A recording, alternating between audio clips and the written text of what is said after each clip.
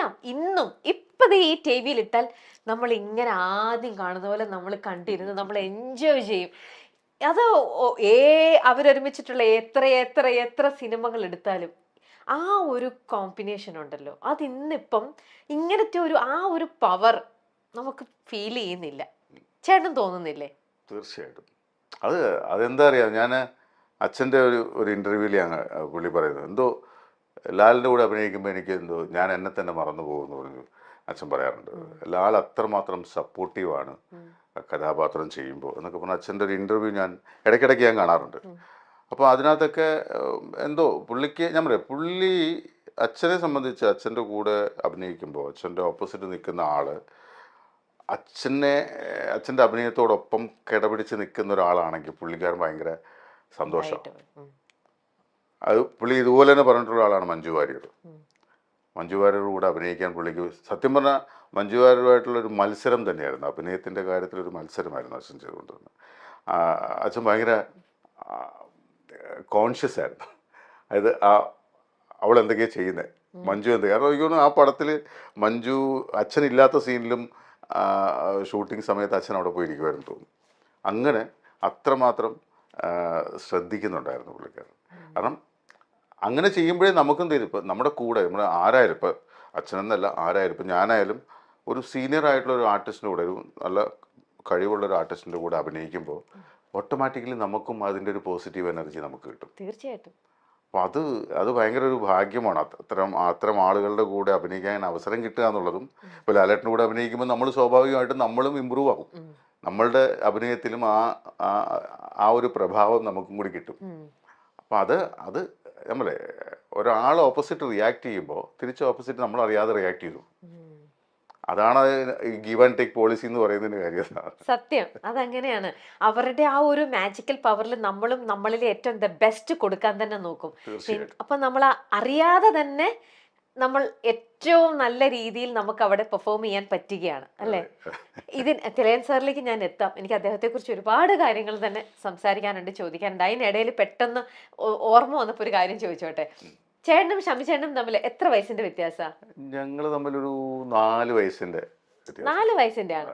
ചേട്ടൻ അപ്പൊ ശരിക്കും ഷമി ചേട്ടനെ കാണുമ്പം അച്ഛന്റെ സ്ഥാനത്താണ് കാണുന്നതെന്നോ, ആ ഒരു പേടിയോ, അതൊരു കൂടുതലും നിങ്ങൾ തമ്മിൽ ഫ്രണ്ട്ലി ആണോ? ഫ്രണ്ട്ലി ഒക്കെ തന്നെയാണ്. പക്ഷേ ഈ പറഞ്ഞ പോലെ, നേരത്തെ പറഞ്ഞ പോലെ അച്ഛനോടുള്ളൊരു ബഹുമാനം ചേട്ടനോടും ഉണ്ട്. ആ ഒരു ഫീലാണ്. കാരണം അതൊരു പക്ഷേ എനിക്ക് തോന്നുന്നത് അദ്ദേഹത്തിലുള്ള ഷമ്മിച്ചേട്ടനിലുള്ള ഒരു അഭിനയത്തിൻ്റെ ഒരു സിദ്ധിയുണ്ട്. അച്ഛൻ്റെ ഒരു സിദ്ധി പുള്ളിക്ക് കിട്ടിയിട്ടുണ്ട്. ആ പുള്ളിയിലുള്ള ആ ഒരു അഭിനയത്തിൻ്റെ സിദ്ധിയോടുള്ളൊരു ബഹുമാനം കൂടിയാണ് പുള്ളിക്ക്. ഞാൻ പറയാം, ഇപ്പോഴത്തെ മലയാള സിനിമയിലുള്ള പുള്ളിയുടെ ഏജിലുള്ള ആളുകളെ എടുത്താൽ ഒരു ബെസ്റ്റ് എന്നുള്ള ലെവലിൽ നമുക്ക് പറയാൻ പറ്റുന്ന രീതിയിലുള്ളൊരു ആർട്ടിസ്റ്റാണ് അദ്ദേഹം.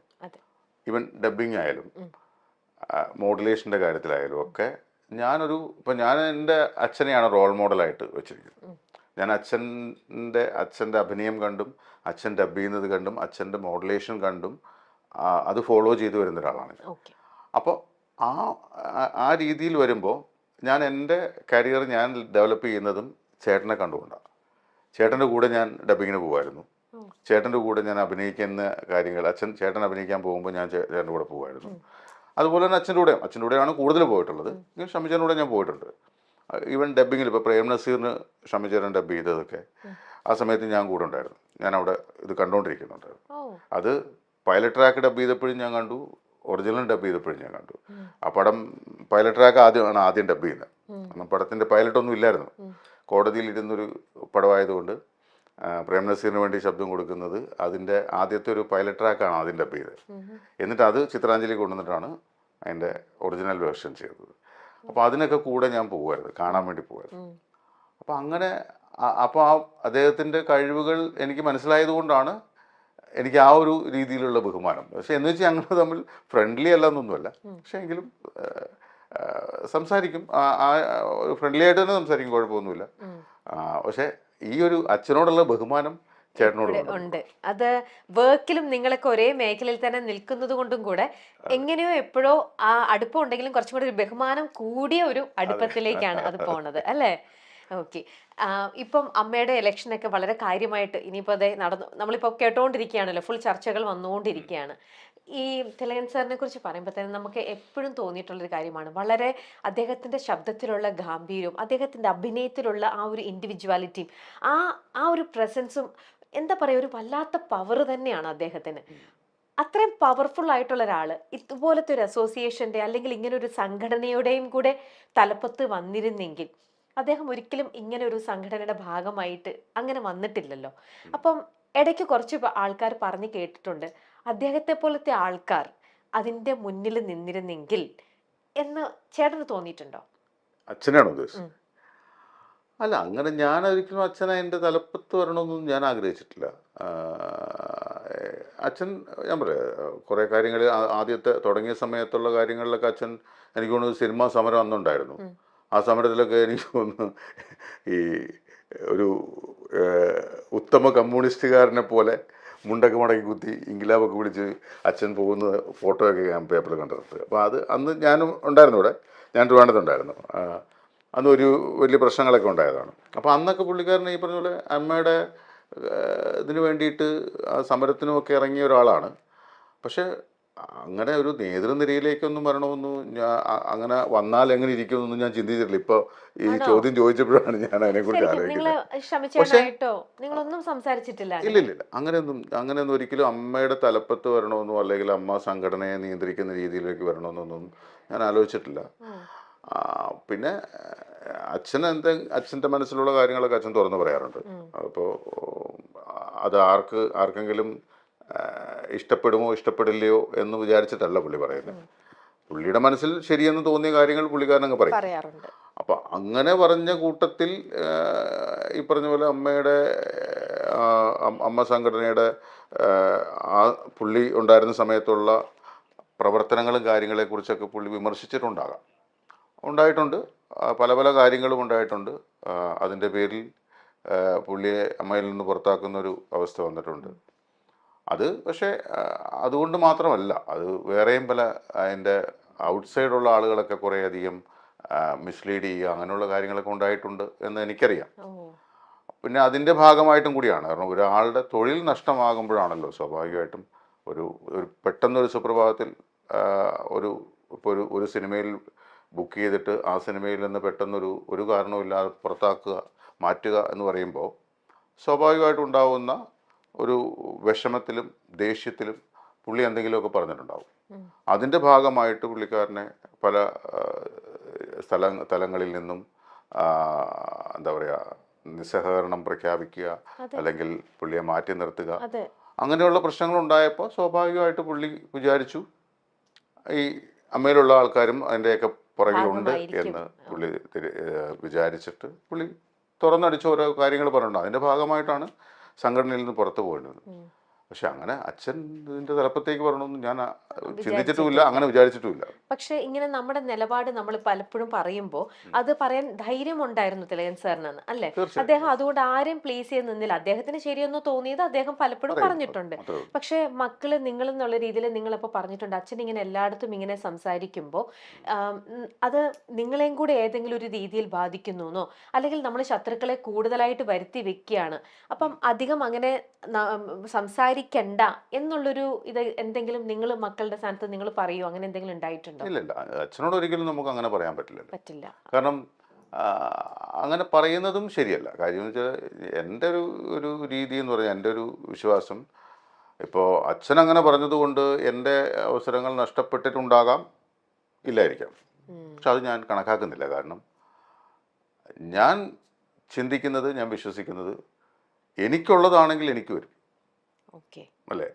എനിക്കുള്ളപ്പോൾ ഞാൻ അതിന് ഉദാഹരണം പറയുന്നത് ഇത്രയേ ഉള്ളൂ. ഓരോ അരിയിലും അത് കഴിക്കേണ്ടവൻ്റെ പേര് എഴുതി വെച്ചിട്ടുണ്ട്. അങ്ങനെ വിശ്വസിക്കുന്ന ഒരാളാണ് ഞാൻ. അപ്പോൾ എനിക്കുള്ളത് എനിക്ക് വരുമ്പോൾ അച്ഛൻ അങ്ങനെ പറഞ്ഞതുകൊണ്ട് എന്നെ ഏതെങ്കിലും അത് അയാളുടെ മോനല്ലേ അതുകൊണ്ട് വേണ്ട എന്ന് തീരുമാനിച്ചിട്ടുണ്ടെങ്കിൽ ഓക്കെ, അതെനിക്കുള്ളതല്ല, അത്രേ ഉള്ളൂ. ഞാൻ അങ്ങനെ ചിന്തിക്കുന്നുള്ളൂ. നമ്മുടെ കിരീടം സിനിമയില് തിലകൻ ചേട്ടൻ പറയുന്നുണ്ട്, നിന്റെ അച്ഛനാടാ പറയുന്നത് കത്തി താഴെ ഇടണമെന്ന് പറയുന്ന ഒരു സീനുണ്ടല്ലോ. അപ്പം അതൊക്കെ നമ്മളിങ്ങനെ കാണുമ്പോഴത്തേക്ക് അതൊക്കെ ഒരു അച്ഛൻ എത്ര ഇമോഷണൽ ആയിട്ട് അവിടെ പറയുന്ന ഒരു ഡയലോഗാണ്. ഇതുപോലത്തെ എന്തെങ്കിലും ഒരു സീക്വൻസ്, എന്തെങ്കിലും ഒരു ഡയലോഗോ നിങ്ങളുടെ അടുത്ത്, ഇപ്പൊ എനിക്ക് ചോദിക്കുമ്പോ ശോഭിച്ചേട്ടൻ്റെ അടുത്തോ ഷമിച്ചേട്ടൻ്റെ അടുത്തോ നിങ്ങളുടെ അടുത്ത് എന്തെങ്കിലും പറഞ്ഞ അവിടെ അച്ഛന്റെ ആ ഒരു രൂപം ഒന്ന് പറയാവോ? ഇല്ല, അങ്ങനെ കത്തി താഴെ ഇടാന്നുള്ളതല്ല, പക്ഷെ ആ അച്ഛന്റെ പവറിൽ നിന്ന് പറയില്ലേ, മക്കളുടെ അടുത്ത് ചീത്ത പറയാ, അല്ലെങ്കിൽ എടാ നിന്റെ അച്ഛനാടാ പറയുന്നത്, നിന്നോട് അത് നീ അത് ചെയ്യേ, അങ്ങനെ അല്ല എന്തെങ്കിലും. അത് അച്ഛൻ നമ്മളോട് സ്ഥിരം പറയാറുള്ളൂ. ഇപ്പം ഞാൻ പറയട്ടെ, ഇപ്പം ഞാൻ അച്ഛൻ ഞാൻ പഠിച്ചുകൊണ്ടിരുന്ന സമയത്ത് അച്ഛനിങ്ങനെ ഷൂട്ടിംഗ് ആയിട്ട് തിരക്ക് പോകുന്ന സമയത്തൊക്കെ നമ്മൾ മാസത്തിന് ചിലവ് പൈസ വേണമല്ലോ. അപ്പോൾ ഇത് വാങ്ങിക്കാനായിട്ട് അച്ഛനെ വിളിക്കുമ്പോൾ അച്ഛൻ ചിലപ്പോൾ കോഴിക്കോടായിരിക്കും, ചിലപ്പോൾ ഊട്ടിയിലായിരിക്കും, അല്ലെങ്കിൽ ചിലപ്പോൾ ഒറ്റപ്പാലത്തായിരിക്കും, അങ്ങനെ എവിടെയെങ്കിലുമൊക്കെ ആയിരിക്കും. അപ്പോൾ ഞാൻ എറണാകുളത്ത് നിൽക്കുന്ന സമയത്ത് ഞാൻ ചിലപ്പോൾ വിളിക്കുമ്പോൾ അച്ഛൻ ട്രിവാൻഡ്രത്തായിരിക്കും. അപ്പോൾ അച്ഛനെ കാണാനായിട്ട് ഞാൻ വരും. ഞാൻ അവിടെ നിന്ന് വണ്ടി ബസ്സിലൊക്കെ കയറി ട്രിവാൻഡ്രത്ത് വന്ന് പുള്ളിയോട്, അപ്പോൾ അന്നത്തെ കാലത്ത് വെച്ചാൽ 2000 രൂപയൊക്കെ മതി ഒരു മാസത്തെ ചിലവെന്നത്. 2000 രൂപ ചോദിക്കുമ്പോൾ ഒരു 20,000 രൂപയുടെ വഴക്ക് പറയും, എന്നിട്ട് ഈ 2000 രൂപ തരും. അപ്പോൾ ഇതൊക്കെ നമുക്ക് അത് ഇന്ന ഡയലോഗൊന്നുമില്ല. നമ്മളങ്ങോട്ട് ഞാൻ പറഞ്ഞു ചില സമയത്ത് നമ്മൾ അവിടെ നിന്ന് വന്നിട്ട് പെട്ടെന്ന് പോകാമെന്നൊക്കെ വിചാരിച്ചായിരിക്കും വരുന്നത്. പക്ഷെ ഒരു 6 മണിക്കൂർ 12 മണിക്കൂറൊക്കെ ഒറ്റ നിന്ന നിപ്പിൽ സംസാരിക്കും അച്ഛനുമായിട്ട്. അത് ഇടയ്ക്ക് ഭക്ഷണമൊക്കെ കഴിക്കും, ഇടയ്ക്ക് അവിടെ പോയി ആഹാരമൊക്കെ കഴിച്ചിട്ടൊക്കെ വന്നിട്ട് പിന്നെയും സംസാരിക്കും.